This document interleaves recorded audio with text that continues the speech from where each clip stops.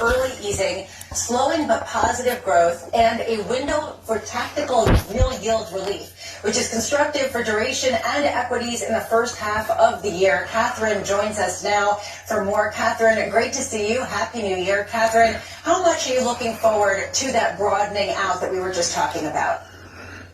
I think the first half we're probably going to continue to see upside in the S&P and a continuation of AI specifically leading the pack. I think in the second half, that's where I think we're going to get a divergence in probabilities. And, consensus is coming on there too.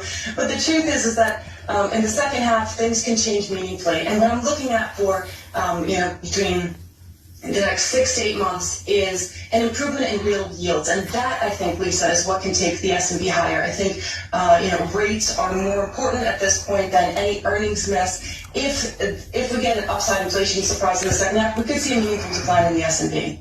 So it's interesting. We've been watching the Fed cut rates by 175 basis points in September of 2024. At the same time, the 10-year yield has gone up to, we almost hit 420 again this morning. How much further do you think that goes? Or does Fed cutting begin to bring down 10-year Treasury yields with it?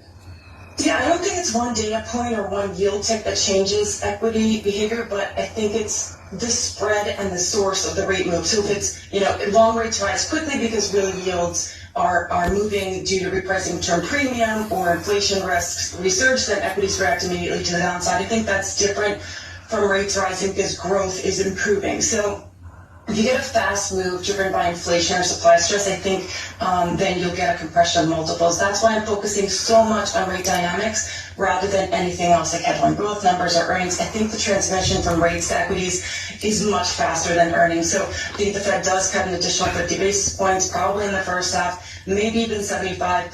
If that leads into a reacceleration in inflation, then we get a Fed on hold, or even, God forbid, hiking by the end of this year. So what I'm looking at in terms, Matt, of the data that really matters is labor market, how much that pumps up service sector inflation in the second half. But like I said, Lisa started, this is not the 1990s, so we should